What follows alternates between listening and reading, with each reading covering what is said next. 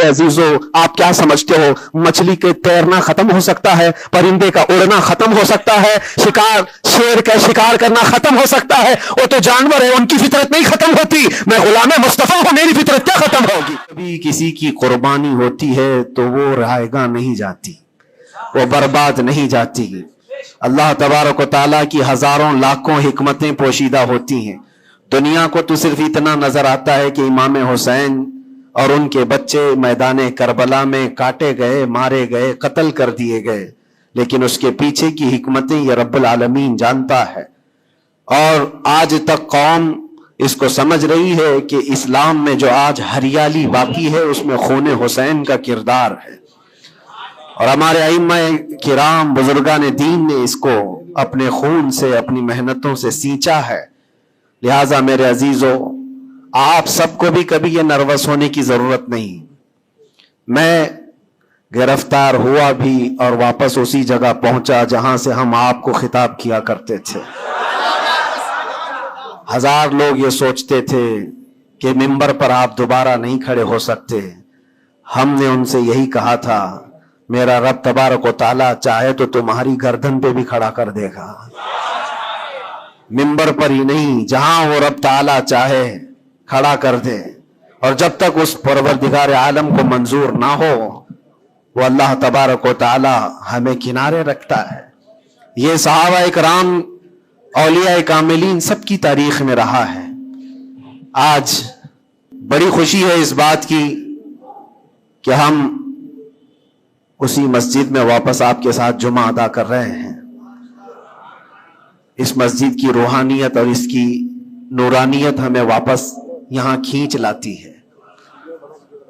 کئی مہینوں کے سفر بھی ہوتے ہیں لیکن واپس اس مسجد میں آ جاتے ہیں۔ نہ جانے یہاں کے لوگوں کی دعائیں یا یہاں کا کیا تعلق ہے۔ عزیزان گرامی وقار، چند باتیں میں عرض یہ کرنا چاہوں گا کہ قوم کے اندر جو ایک نروس پن ہے، خوف ہے، جس کو دوسرے لفظوں میں اگر میں کہوں تو بزدلی ہے، کس وجہ سے قائم ہے، کس وجہ سے ہے؟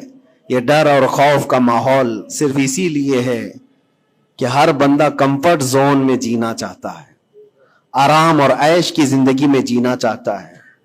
ہر ایک نے اپنے اوپر دنیا اتنی لاد لی ہے، اپنے اوپر دنیا کو اتنا سوار کر لیا ہے کہ اس سے نکلنا اس کے لیے مشکل ہو جاتا ہے۔ اور اسی وجہ سے اللہ کے نبی صلی اللہ تعالی علیہ وسلم ارشاد فرماتے اپنے صحابہ کو بھی کہ جب تمہارے اندر بیل کی پونچھ پکڑ کر کے کھیتی باڑی کرنے کی عادت آ گئی اور تم گھوڑے کی پیٹھ چھوڑ چکے ہو تو سمجھ جانا کہ دوسری قومیں تم پر حکومت کرنے لگ جائیں گی۔ آج بیل کی پونچھ پکڑ کر کھیتی باڑی کرنے کا مطلب صرف یہ نہیں ہے کہ کسان بن جائے، سب کا حال یہ ہے کہ ہمیں دنیا جمع کرنا ہے، دنیا جمع کرنا ہے۔ اور اس دنیا جمع کرنے کے چکر میں اس کی پوری عمر ختم ہو جاتی ہے لیکن وہ حسرت پوری نہیں ہوتی، وہ حسرت پوری نہیں ہو پاتی۔ جتنی چیز کی تمہیں ضرورت تھی وہ تو حاصل ہو چکا تھا لیکن اس سے زیادہ کی طلب میں ہم بھاگتے ہی رہے۔ ہم یہ نہیں کہتے کہ آپ گھر نہ بنائیں، ہم یہ نہیں کہتے کہ آپ اچھے کپڑے نہ پہنیں، سب کریں، لیکن کم از کم اس بات کا خیال رکھنا چاہیے کہ اس دنیا کی کمائی میں اور اس کی طلب میں کہیں ایسا نہ ہو کہ میرا دین چھوٹ جائے، ایسا نہ ہو کہ اللہ کے نبی صلی اللہ تعالی علیہ وسلم سے جو میری محبت ہے اس میں کمی آ جائے۔ یاد ہے آپ کو ایک حدیث پاک، اللہ کے حبیب صلی اللہ علیہ وسلم ارشاد فرماتے ہیں کہ مجھے میرے اس بات کا خوف نہیں ہے کہ میری امت مشرک ہو جائے گی، کافر ہو جائے گی۔ حضور پاک صلی اللہ علیہ وسلم فرماتے مجھے اس بات کا ڈر نہیں ستاتا کہ میری امت مشرک ہو جائے گی، کافر ہو جائے گی، مگر اس بات کا اندیشہ لگا رہتا ہے کہ میرے بعد تم پر دنیا پھیلا دی جائے گی اور دنیا سمیٹتے سمیٹتے تم اللہ اس کے رسول کو بھول جاؤ گے۔ آج وہ حالات ہیں میرے عزیزوں، سب کے وہی حالات ہیں۔ اکثر کی بات میں کہہ رہا ہوں، میں جب بھی کوئی گفتگو کروں تو اس کو میری فضیلت بیان کرنے پر محمول نہ کریں کہ میں اپنی بڑائی بیان کر رہا ہوں۔ میرے عزیزوں، ان حالات کو بھی ہم دیکھ کر کیا ہے کہ اندر جانے کے بعد ایک چیز دماغ میں گونجتی تھی، کیا بتلاؤں میں نے کیا کیا دیکھا۔ खोटा सिक्का चलते देखा, उल्टी गंगा बहते देखा। छोटे छोटों की बात तो छोड़ो, बड़े बड़ों को नंगा देखा। और हालात तो वहां के ऐसे, ये सारी चीजें सिखा देती हैं। और फिर इस बात का ख्याल आता है कि उम्मत आज किन मसाइल में घिरी हुई है, जबकि तूफान अंदर इंतजार में है तबाही के लिए। हम जिन मसाइल में घिरे हुए हैं, इसको देख करके फिर डर लगता है। उलमा के मसाइल, पीरान इज़ाम के मसाइल, जमातों के मसाइल, छोटी छोटी बातों पर हम कोर्ट कचहरी के चक्कर काटते रहते हैं, मस्जिदों के मसाइल। लेकिन जबकि दुश्मन ने कहां से कहां तक तुम्हारे लिए मंसूबे बनाए हैं, हैरत होती है मेरे अजीजों। फिर वो मुहावरा है या तारीख है मुझे पता नहीं, लेकिन एक बात लगती है कि बगदाद पर हलाकू जब हमला करने आया था तो उस वक्त सुना कि उलमा छोटी छोटी चीजों में बहस मुबाहिसे में मुब्तला थे, जबकि कौम को उन्हें इस बात के लिए तैयार रखना चाहिए था कि एक जालिम कौम तुम पर हमला आवर है, उसके मुकाबले के लिए खड़े रहो। आज मैं यही कहना चाहता हूं मेरे अजीजों, छोटे मसाइल को दरकिनार एक जगह रखो। उम्मत मुस्तफ़ा आज जिस कसम पुरसी की हालत में है, जब नबी पाक सल्लल्लाहु ताला अलैहि वसल्लम की इज्जत पर हमले हैं, तो फिर तुम्हारी इज्जत कहां खाक में रहने वाली है? हमारी अपनी इज्जत की बचाने की क्या फिक्र करनी है आपको? पूरी दुनिया का हाल यह है। पहले तो एक मुसलमान की बात मैं आपको बताऊं, फ्रांस जैसा पावरफुल मुल्क, बहुत ही मजबूत कंट्री, 100 साल पहले की बात बता रहा हूं, नबी पाक सल्लल्लाहु ताला अलैहि वसल्लम की शान में वो कोई घिनौनी या गुस्ताखाना अंदाज की फिल्म रिलीज करना चाहते थे, या फिर किसी तरह से मजाक मस्खरे वाले काम के जरिए से मेरे आका सल्लल्लाहु अलैहि वसल्लम को निशाना बनाना चाहते थे। और इस बात को वो अपनी आजादी राय और अपनी ख्याल की आजादी को बताते हैं। उस जमाने में सुल्तान अब्दुल हमीद थे और तुर्की के वो आखिरी खलीफा सुल्तान अब्दुल हमीद, सिर्फ उन्होंने एक स्टेटमेंट दिया था फ्रांस को कि बाज आ जाओ ये तमाम चीजें करने से, वरना पूरी दुनिया लाकर मैं तुम्हारे सर पे फोड़ दूंगा। सिर्फ इतना जुमला था। मेरे अजीजों, आज तक वो न फिल्म रिलीज हुई और न ही फ्रांस उस चीज पर आया। लेकिन अब तो हालात बदल गए। अब तो हालात ऐसे बदले कि हजारों नहीं, लाखों नहीं, करोड़ों की तादाद में हम मौजूद हैं। और फिर इस्लामी ममालिक के नाम पर पूरी दुनिया में कितने मुल्क हैं? 57 ममालिक इस्लामी कहलाते हैं। लेकिन किसको फिक्र है मेरे मुस्तफ़ा करीम सल्लल्लाहु ताला अलैहि वसल्लम की इज्जत पर जब हमले होते हैं। और ये तमाम हालात जब अपना दर्द का मैं इजहार करता हूं, तो फिर लोगों को ये लगता है कि ये भड़काते हैं, उकसाते हैं। मेरे अजीजों, मैं चाहता हूं कि कौम असल मसाइल को समझे।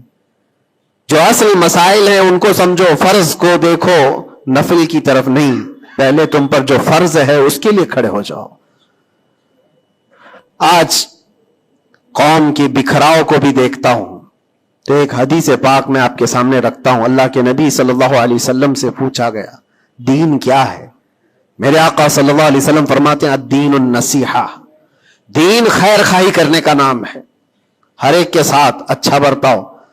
फिर पूछा, कुल्ना लिमन या रसूल अल्लाह सल्लल्लाहु अलैहि वसल्लम, ऐ अल्लाह के रसूल,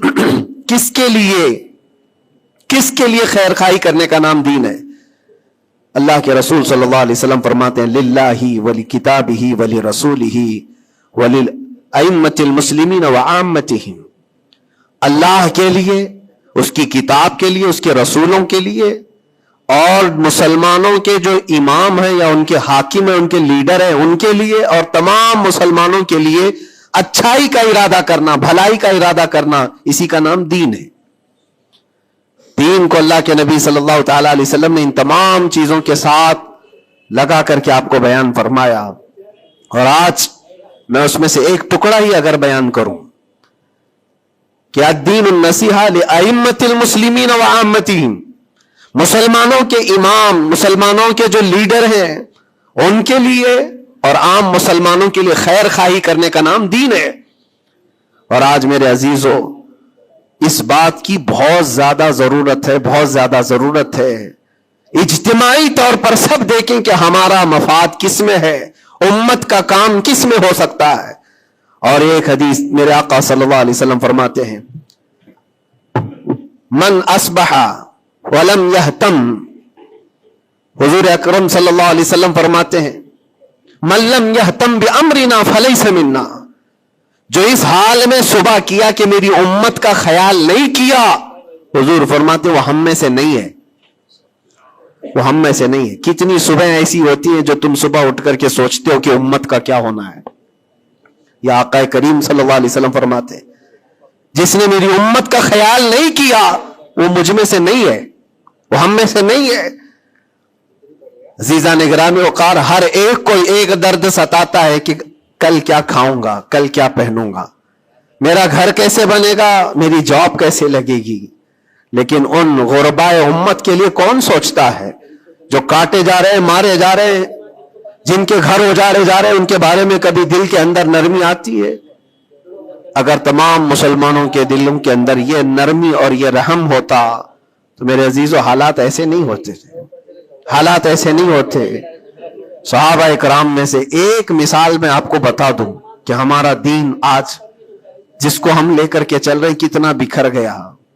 سچ کہا تھا حالی نے کہ اے خاصان رسول وقت دعا ہے، امت پہ تیرے وقت عجب آ کے پڑا ہے، جو دین نکلا تھا بڑی شان سے اپنے وطن سے، آج وہ پردیس میں غریب الغربا ہے۔ آج دین اسلام کو ہم نے اجنبی بنا کر رکھا ہے، ہمارے گھروں میں ہی نہیں ہے، ہماری ذات پر نہیں ہے، ہم تو پھر دوسرے کو کیا تانا دیں گے؟ آپ اسلام زندہ باد کا نعرہ لگاتے ہیں اور اب اسلام کی حقانیت کو بلند و بالا انداز میں بیان کرتے ہیں، سڑکوں پر آ جاتے ہیں۔ تمہیں سڑکوں پر آ کر احتجاج کرنے کی کیا ضرورت ہے؟ تم اگر اسلام کو اتنا ہی پسند کرتے ہو تو اپنی بیویوں پر کیوں نہیں اسلام پسند کرتے؟ اپنی بچیوں پر، اپنے گھر والوں پر اسلام کو کیوں نہیں پسند کرتے؟ انہیں بے پردہ باہر جب گھمایا جاتا ہے تب اسلام زندہ باد کا نعرہ کیوں نہیں؟ یہ شادی ہال میں کبھی جا کر دیکھیں، یہ پارٹیوں میں جا کر دیکھیں، اندازہ بھی نہیں ہوتا کہ یہاں مسلمانوں کا جم غفیر ہے۔ میرے عزیزو، ایک حدیث عرض کرتا ہوں، حضرت ابو دردہ رضی اللہ تعالیٰ عنہ سے منسوب ہے۔ حضرت عمر فاروق رضی اللہ تعالیٰ عنہ کا زمانہ خلافت ہے اور عادل کے وہ بادشاہ ہیں، بیٹھے ہوئے تھے، ایک شخص کو پکڑ کر لایا گیا عدالت میں، کہا گیا کہ اس نے قرض لیا ہے اور یہ دیتا نہیں ہے۔ تو جو قرض خواہ تھے وہ بھی صحابی تھے، انہوں نے کہا کہ یہ اجنبی آدمی مدینے کا تو ہے نہیں، لیکن میں نے اس کو پیسے دیے تھے، یہ واپس نہیں لوٹاتا اور آئیں کائیں کرتا رہتا ہے، بہانے بناتا ہے۔ حضرت عمر فاروق رضی اللہ تعالیٰ عنہ نے اس اجنبی شخص سے کہا، اب تم کیا کہنا چاہتے ہو؟ تمہیں قید میں ڈال دیا جائے گا، تم اس کے پیسے ادا کرنا چاہتے ہو یا نہیں؟ اس نے کہا مجھے 2 دن کی مہلت چاہیے، میں جاؤں گا اور لا کر کے واپس اس کی رقم ادا کر دوں گا جو مجھ سے تقاضا کر رہے۔ حضرت عمر نے کہا کہ تو جائے گا یہاں سے چھوڑ کر اور واپس آئے گا نہیں آئے گا اس کا کیا بھروسہ؟ کوئی ہے تیری جو ضمانت لے گا؟ یہاں پر کورٹ بھی جب ہمیں بیل لیتی ہے تو ایک ضامن کھڑا کرتی ہے کہ اس کی ضمانت کون لیتا ہے، تو یہ تو پرانا دستور ہے۔ آپ نے پوچھا کوئی ہے تیری ضمانت لے گا؟ اگر تو نہیں آئے گا تو ہم اس کو پکڑیں گے۔ اس نے مجمع میں دیکھا کوئی اس کی پہچان والا تو ہے نہیں، تھا تو یہ مسلمان لیکن اس کے گہرے تعلقات کسی سے ہے نہیں۔ نظر ڈالا، اس نے کہا میں کسی کو پہچانتا نہیں اس میں سے، اور کون میری ضمانت لے گا؟ صحابہ اکرام بیٹھے ہوئے تھے، سب تو جانتے ہیں کہ ایک اجنبی ہے اور بھاگ گیا تو آئے گا نہیں، لیکن اس کے باوجود ایک صحابی ہیں حضرت ابو دردہ، کھڑے ہوتے ہیں، کہتے ہیں امیر المومنین میں اس کی ضمانت لیتا ہوں، میں اس کی ضمانت دیتا ہوں۔ کہا تم جانتے ہو اس کو؟ کہا جانتا تو نہیں، اتنا ہے کہ یہ مسلمان ہے، اتنا ہے کہ میرے آقا صلی اللہ تعالی علیہ وسلم کا غلام ہے۔ کہا کہ اگر یہ واپس 2 دن کے اندر نہیں آیا تو ابو دردہ نے کہا امیر المومنین آپ مجھے گرفتار کر سکتے ہیں، میں اس کی جگہ پر قید میں چلا جاؤں گا۔ تو آپ نے لکھوا دیا اور اس شخص کو چھوڑ دیا. جاؤ 2 دن کا تمہارے پاس ٹائم ہے, لوٹ آ جاؤ. وہ چلا گیا. لوگوں میں تو یہی مشہور تھا, ایک بار جو چھوٹ گیا وہ عدالت سے واپس کہاں آتا ہے, کب وہ کسی کے شکنجے میں آئے گا. 2 دن کا وقت گزر گیا اور شام ہو گئی, وہ آیا نہیں. مغرب کا وقت تھا, اس سے پہلے امیر المومنین نے کہلا بھیجا کہ ابو درداء سے کہو کہ اپنی گرفتاری دے دے. جس کی وہ ضمانت لیا تھا وہ آیا نہیں ہے. عدالت پھر سے لگی. قرض خواہ جنہوں نے قرض دیا تھا وہ بھی تھے, اور حضرت ابو درداء کو لایا گیا. کہا کہ میں تیار ہوں. وہ نہیں آیا, لیکن ابھی عدالت ختم ہونے سے پہلے دیکھا کہ وہ شخص واپس لوٹ آیا, مال بھی لے کر کے آیا, اور کہا کہ امیر المومنین مجھے تاخیر ہو گئی, میں معافی چاہتا ہوں, راستہ ایسا تھا ویسا تھا, لیکن میں لوٹ آیا اور جس کی یہ امانت ہے وہ واپس کرتا ہوں. حضرت عمر فاروق رضی اللہ تعالیٰ عنہ نے فرمایا ٹھیک ہے, جس کا قرض ہے, جس کے تم نے لیے تھے اس کو لوٹا دو. اس نے جب وہ قرض خواہ جو صحابی تھے ان کو لوٹانے کی بات کی کہ آپ کی امانت آپ لے لیں, تو کھڑے ہوئے اور کہا کہ میں معاف کر دیتا ہوں, جو تو نے لیا تھا اس کو میں نے معاف کر دیا, جاؤ. تو حضرت عمر فاروق رضی اللہ تعالیٰ عنہ فرماتے ہیں کہ پھر یہ مجلس دیکھی تو اس اجنبی شخص سے پوچھا, تو چاہتا تو بھاگ جاتا, تو چھوڑ کر چلا جاتا, واپس نہیں آتا تو کون پکڑ کر لاتا, تو کس علاقے کا ہے یا کہاں جاتا, واپس کیوں آیا. جانتے ہو اس نے کیا جواب دیا, امیر المومنین آپ سچ کہہ رہے ہیں, میں ایسی جگہ چلا جاتا جہاں سے لوگ مجھے پکڑ کر نہ لاتے, تھوڑی سی رقم ضرور تھی, میں بچا کر کے چلا جاتا, لیکن دل میں یہ خیال آیا کل کو دنیا یہ کہے گی رسول اللہ کے غلام دھوکے باز ہوتے ہیں. کہیں اللہ کے نبی صلی اللہ تعالی علیہ وسلم کے اوپر کوئی انگلی نہ اٹھائے کہ حضور کا غلام ایک مسلمان دھوکہ دیتا ہے. اس لیے میں واپس لوٹ آیا, میرے لیے دنیا حقیر ہے, میرے مصطفیٰ کی نسبت بہت بلند ہے. امیر المومنین نے ابو درداء سے پوچھا کہ اے ابو درداء, تم ایک اجنبی شخص کی ضمانت لینے کو تیار ہو گئے, تمہارے اندر کیا جذبہ آ گیا ایسا.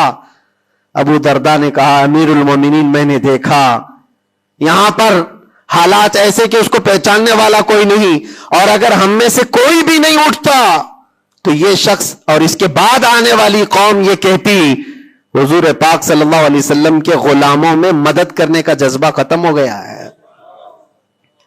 نبی پاک صلی اللہ تعالی علیہ وسلم کے غلاموں میں مدد کرنے کا جذبہ چلا گیا. کوئی اگر یہ تانا مارتا, اسی لیے میں کھڑا ہو گیا.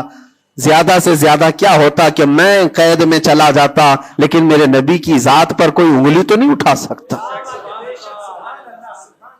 حضرت امیر المومنین نے اس صحابی سے پوچھا تم نے قرضہ معاف کیوں کر دیا, اور عدالت میں مقدمہ کیا تھا, معاف کرنا تھا تو پہلے کر دیتے.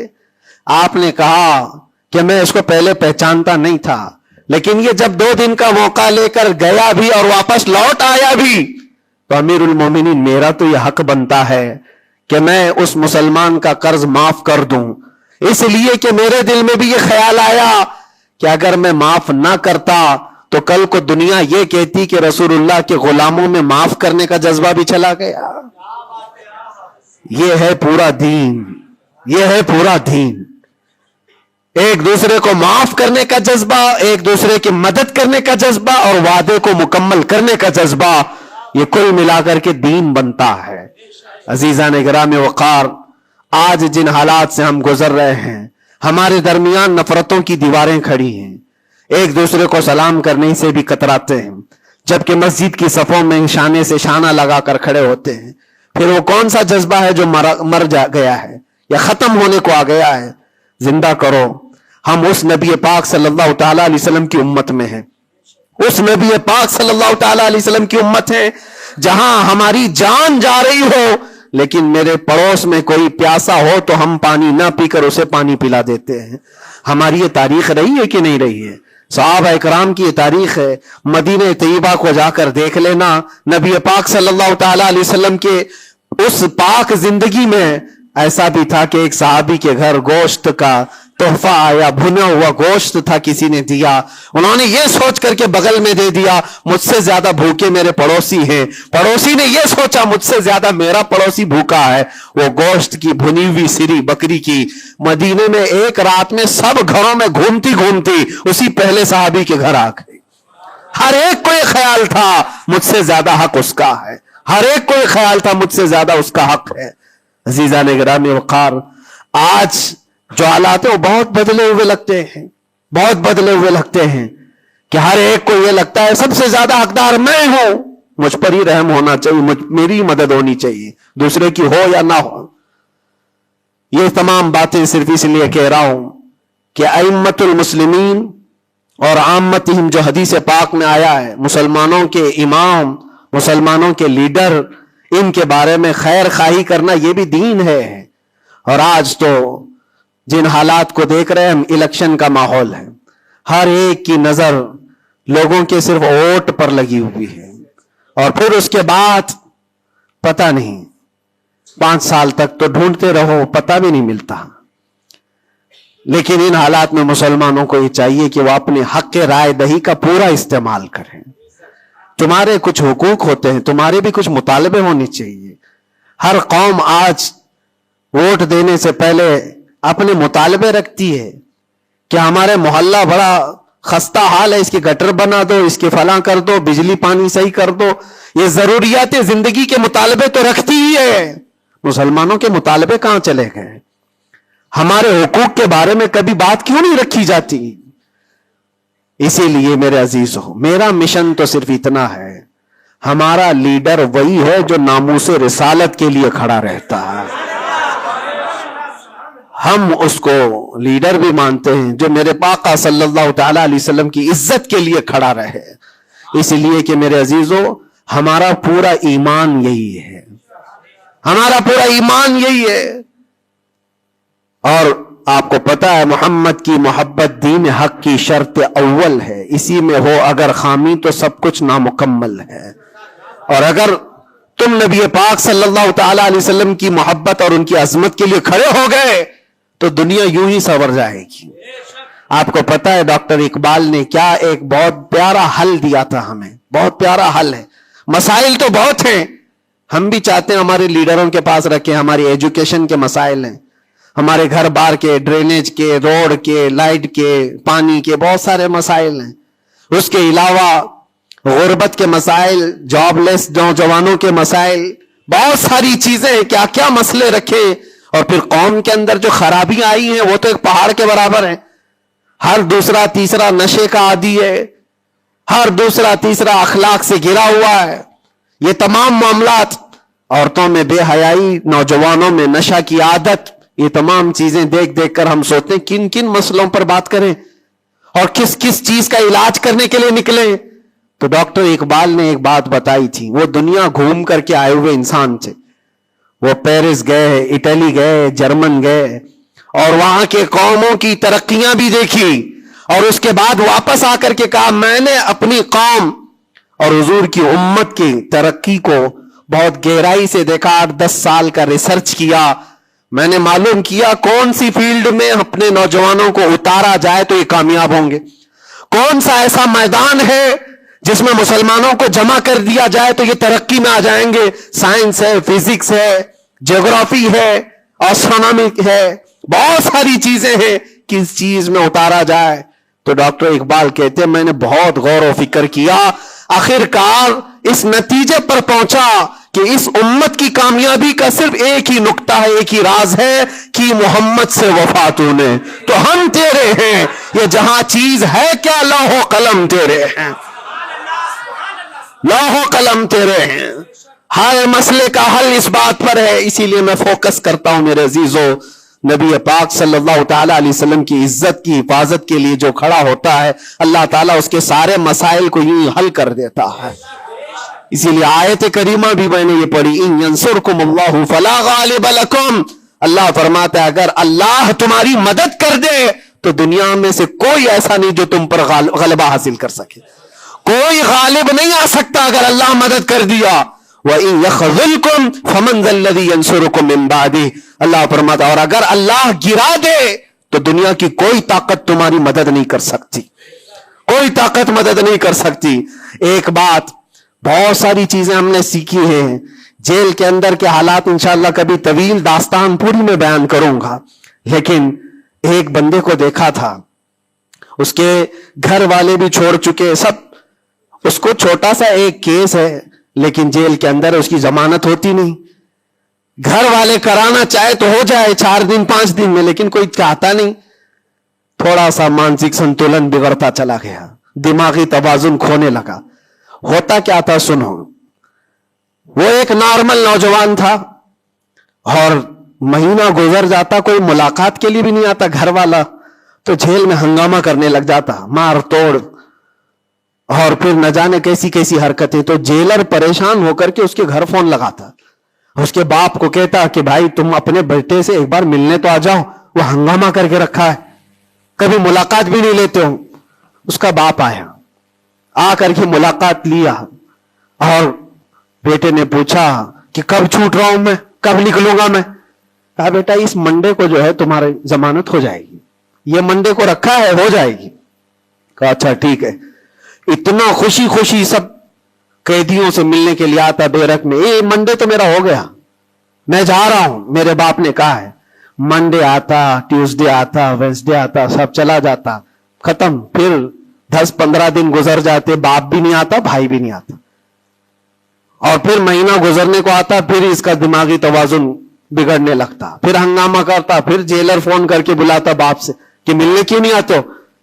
باپ آتا، بیٹا کوئی بات نہیں، کچھ مسائل میں گھرے ہوئے ہیں، ہو سکتا ہے جان بوجھ کر کے اس کے گھر والے کر رہے ہوں، کچھ لوگوں کو زبردستی جیل میں رکھا جاتا ہے، گھر والے ہی رکھتے ہیں، باہر سے اچھا ہے یہاں کھاتے پیتے آرام سے رہو، دوسروں کی زندگی اجیرن کرنے سے بہتر ہے کہ یہاں رہو۔ دوسری بار آیا، کہا ابا کب چھوٹ رہا ہوں میں؟ کہا بس اس منڈے کو رکھا ہے، وکیل جو ہے ملا نہیں تھا، اس منڈے کو تمہاری ضمانت ہو جائے گی۔ پکی بات لے کر کے آتا پھر، اور یہاں پر بالکل عیش موج مستی میں کہ اس منڈے تو جا رہا ہوں میں۔ دوسرا منڈے آیا، اس کے بعد پھر چلا گیا، ایسا 4 بار ہوا، اور سب قیدیوں میں یہ بات مشہور تھی کہ یہ منڈے کو جانے والا ہے، اور سب اس کو چھیڑتے تھے۔ جب کبھی اس کی ملاقات آتی تو کہتے منڈے کو جا رہا ہے نا۔ یہ بات مذاق کے طور پر چلتی رہتی تھی، لیکن کسی کے ساتھ ہم مذاق کرتے ہیں، یہ نارمل لائف ہوتی ہے۔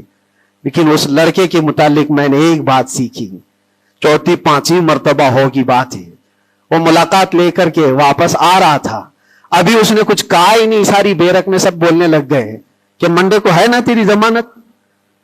تو اتنا چڑ گیا، کیا پتا اس کو بہت ہرٹ ہوا، تکلیف ہوئی، اس نے گرج کر کے چیخ کر کے کہا، گالی دے کر کے کہا قیدیوں کو کہ تم سب گھرے ہوئے لوگوں ایک بات میری سن لو، خدا جس دن میرا لکھ دے، جس دن لکھ دے، اس دن سب کے منہ تمہارے کالے ہوں گے اور کوئی مجھے دروازے میں اندر نہیں رکھ سکتا۔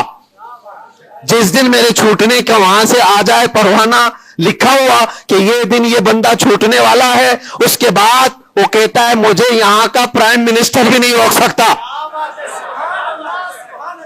میں نے دیکھا اتنا یقین ہے اس کو، ایک تو اپنے باپ سے ہر بار سنتا تھا اس بار ضمانت ہو جائے گی، اس بار ضمانت ہو جائے گی، اور حقیقت میں میرے عزیزوں یہ جمعرات کا دن تھا جب وہ اپنے باپ سے ملاقات کر کے آیا تھا، اور اس کو تانا مارا جا رہا تھا منڈے کو جا رہا ہے، تب اس نے کہا تھا جس منڈے کو بھی میرا رب لکھ دے، جس دن بھی لکھ دے کہ اس کو اس دن یہاں سے نکلنا ہے، پوری طاقتیں مل کر کے بھی مجھے دروازے کے اندر نہیں رکھ سکتی۔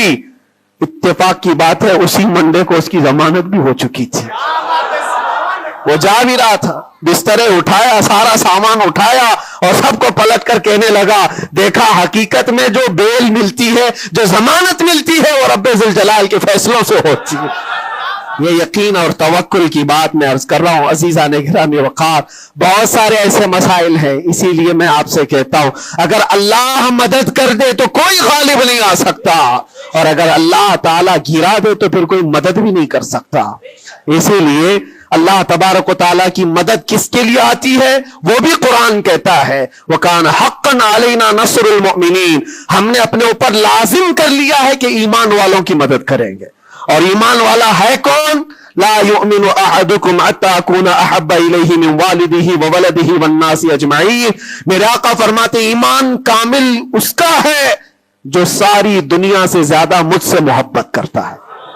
मफहूम हदीस अर्ज कर रहा हूं, अपने माँ बाप, अपने औलाद, अपने माल दौलत, सारे इंसानों से ज्यादा अल्लाह के रसूल से मोहब्बत करता है तो उसका ईमान कामिल है। और जिसके साथ ईमान कामिल होगा उससे अल्लाह की मदद आएगी, उस पर अल्लाह की मदद आएगी। मेरे अजीजों, बज़ाहिर हालात अगर किसी के साथ खराब हो जाएं तो ये मत समझ जाना।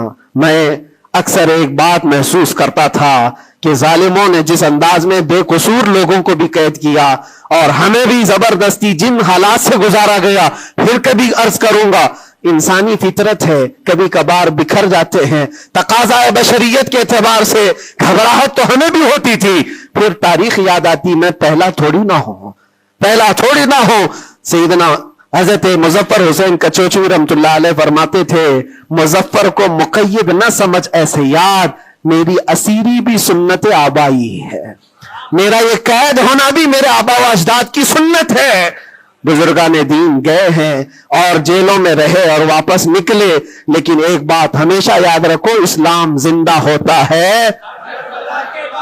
बस कुर्बानियां रायगा नहीं जाती, जाया नहीं होती।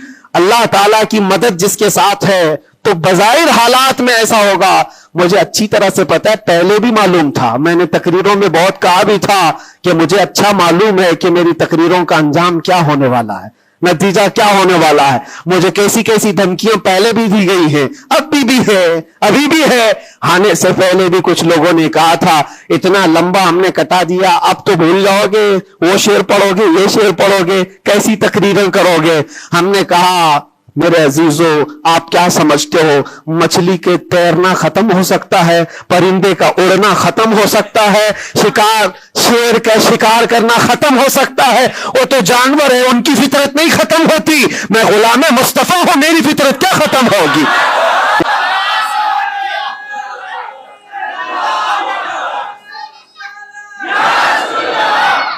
मैं गुलाम मुस्तफा हूं, हक बात बोलना मेरी फितरत है और हम अपनी फितरत से बगावत नहीं करते। और ये 8 महीने नहीं, 8 साल भी रहे, उसके बाद निकालें, हम वही बात कहेंगे जो मेरे मुस्तफा की इज्जत की बात होगी। अजीज़ान गिरामी वक़ार, हालात बज़ाहिर कुछ दिनों के लिए होते हैं। इमाम अहमद बिन हंबल पर तो 1500 के करीब नहीं, 300 के करीब कोड़े लगाए गए थे। 300 कोड़े किसको कहते हैं? इंसान मर जाता है। वो इमाम अहमद बिन हंबल 5 लाख हदीसों के हाफिज, लेकिन जमे रहे, डटे रहे, ना कभी उनका अज़्म खत्म हुआ, ना हौसला खत्म हुआ। अइम्मा इज़ाम को ये तमाम चीजें गुजरनी पड़ी हैं। इमाम आजम अबू हनीफा रहमतुल्लाह ताला अलैह जेल में तो इंतकाल हो गया, जेल में इंतकाल हो गया उस इमाम की जिसको करोड़ों आज फॉलो करते हैं। अजीज़ान गिरामी वक़ार, एक बात ये समझ करके चलो, मुसीबतें आएंगी लेकिन अल्लाह की मदद भी आएगी। हाँ, हर अंधेरे के बाद उजाला होता है। इन्ना मअल उसरि युसरा, अल्लाह कुरान में फरमाता है, हर तकलीफ के बाद आसानी है, हर तकलीफ के बाद आसानी है।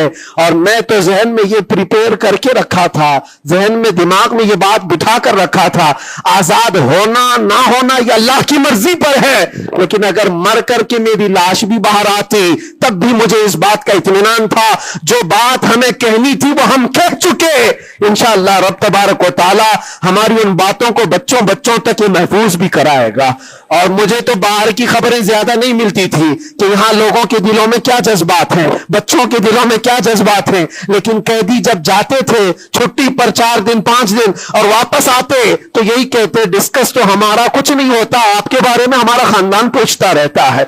जेल में आप हैं, फोन करो तो लोग हमारे मुतालिक पूछते रहते। फिर दिल में यह एहसास होता था। और जेल में भी देखता, एक ऐसा भी लड़का था, चेन स्नैपर, चेन खींचता और चोरी करता, वापस आता, लेकिन ऐसा ढीठ आदमी था ایسا بھی میدان میں کھڑے ہو جائے, سارے قیدیوں کے سامنے کھڑے ہو جائے, اور پھر ہر دن ایک بات اتنی بول کر کے ہی جاتا, صرف اتنی بول کر کے جانا اس کی عادت سی ہو گئی تھی.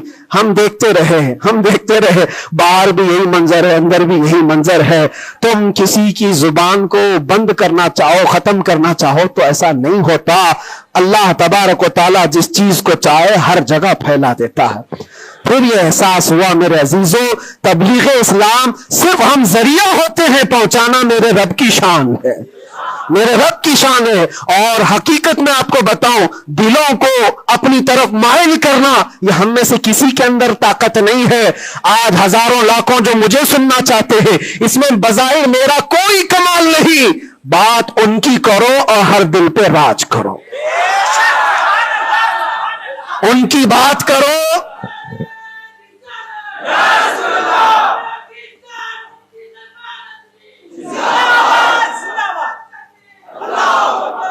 اسی لیے آج کے حالات میں آخری باتیں عرض کر رہا ہوں.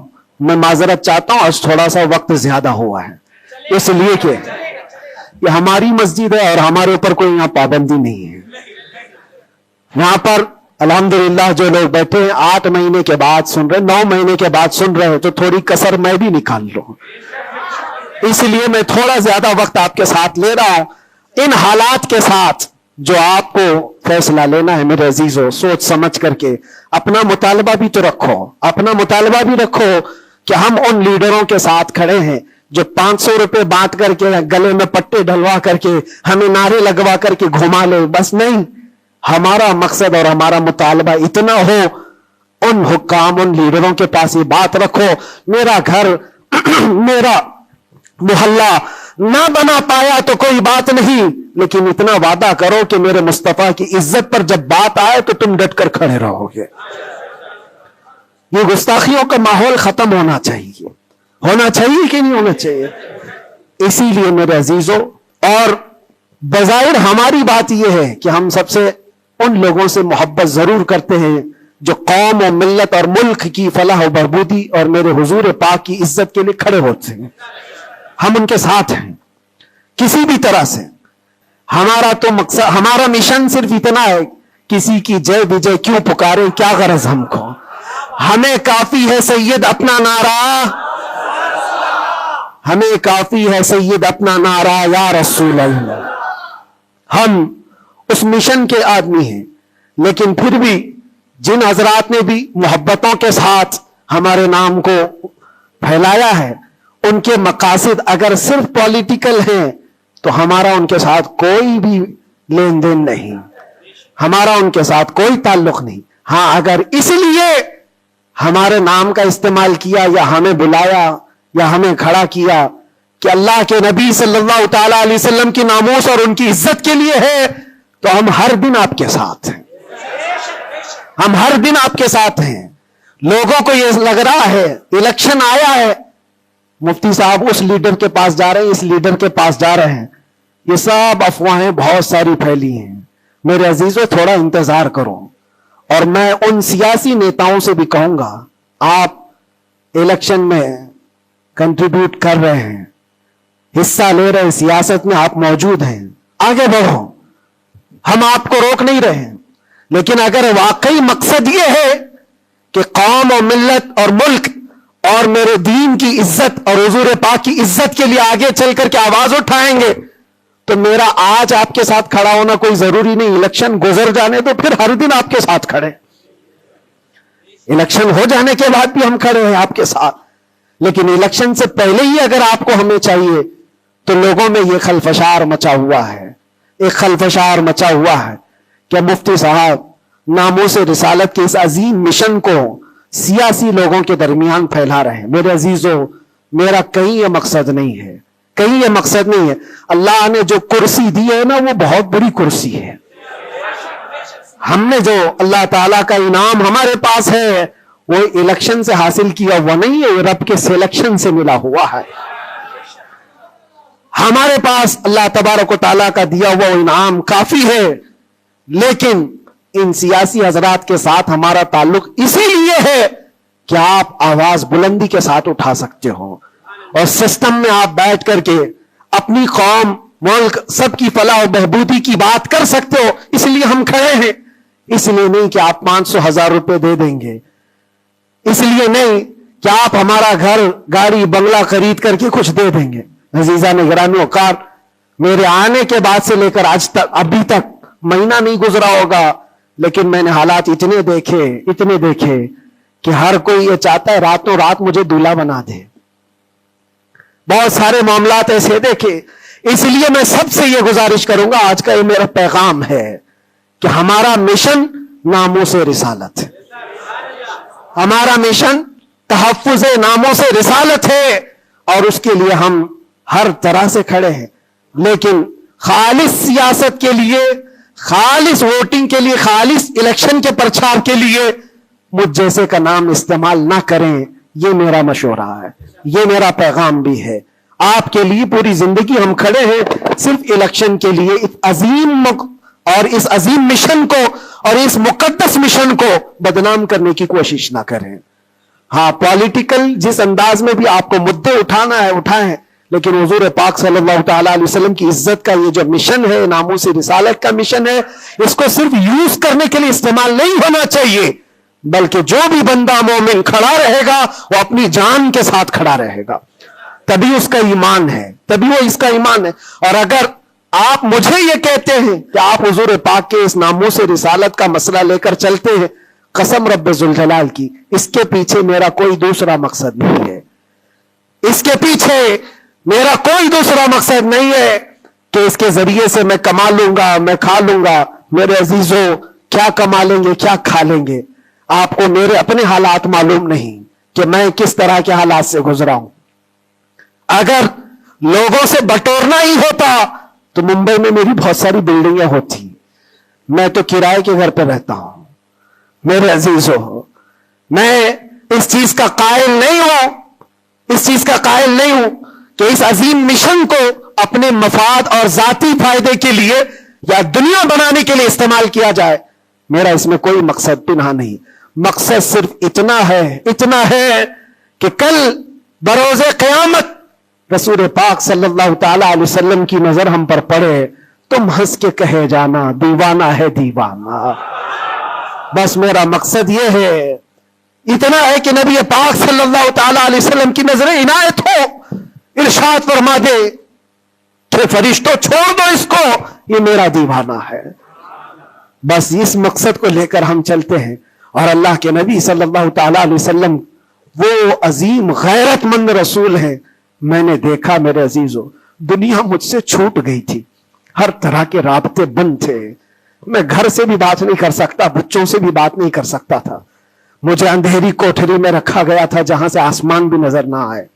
کئی دن گزرتے رہے، لیکن قسم ہے اللہ رب العزت کی، اس کے ذات کی، اس رسول پاک صلی اللہ علیہ وسلم سے جس سے ہم محبت کرتے تھے، انہوں نے ہمیں تنہا نہیں چھوڑا.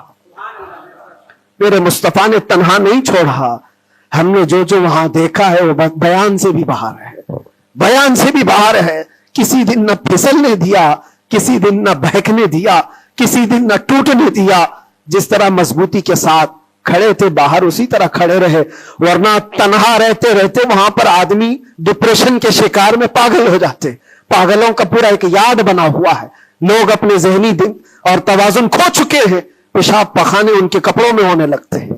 پاگلوں کا یاد ہے، لیکن ان کو حکومت چھوڑتی نہیں ہے. جو جیل میں پاگل ہو گئے ان کے لیے بھی ایک یاد ہے. ایسے کتنے لوگ ہیں، ان کو دیکھ کر گھبراہٹ تو ہوتی تھی، لیکن پھر تنہائی میں جب میرے مصطفیٰ کریم صلی اللہ علیہ وسلم کو یاد کرتے تو پھر وہ اپنے چہرے جمال جہاں آرا سے جو مشرف کرتے، جو انعامات دیتے تھے، وہ میرے لیے کافی ہے. اس کے بعد پھر کسی چیز کی حاجت نہیں ہوتی تھی. پھر وہ صحابہ کی بات یاد آتی. ایک خاتون مدینے کی جنگ احد میں جن کے باپ شہید ہو گئے، جن کا بھائی شہید ہوا، جن کا شوہر شہید ہوا، بیٹا بھی شہید ہوا، ایک جنگ میں 4 لوگ شہید ہوئے. وہ عورت کہتی ہے مجھے ایک بار رسول اللہ کو دکھا تو دو، میرے آقا سلامت ہے یا نہیں؟ وہ کہتے ہیں صحابہ کہ ہاں وہ سلامت ہے. وہ خاتون میرے مصطفیٰ کے چہرے کو دیکھتی ہے اور اس کے بعد کہتی ہے کل مصیبت بعدک جلل یا رسول اللہ، اے اللہ کے رسول، آپ کے ہوتے ہوئے ہر مصیبت حل کی ہے. آپ آپ اگر سلامت ہیں تو ہر مصیبت چھوٹی ہے. اسی لیے ان کا ہی یہ نعرہ تھا صحابہ کا, ہر ستم ہر ظلم گوارا ہے, ہر ستم ہر ظلم گوارا ہے یا رسول اللہ, بس ایک بار تو کہہ دے کہ تو ہمارا ہے, ایک بار تم کہہ دو کہ تو ہمارا ہے, ہر ستم ہر ظلم ہمیں گوارا ہے. اللہ کریم ہم سب کو حضور پاک کی محبت میں جینے مرنے کی توفیق عطا فرمائے. اللہ کریم ہمیں آخری سانس تک اس مشن پر قائم و دائم رکھے. ظالموں کے ظلم سے, کافروں کے کفر سے, مشرکین کے شرک سے اللہ ہماری حفاظت فرمائے, اور ہم سب کو مولا توکل اور یقین کی دولت عطا فرمائے, اور آج کے حالات کے اعتبار سے مولا تعالی ہمیں صحیح طریقے کے حکام نصیب فرمائے, اور شریر حاکموں سے اللہ ہم سب کی حفاظت فرمائے. وآخر دعوانا الحمدللہ رب العالمین. السلام علیکم ورحمۃ اللہ وبرکاتہ.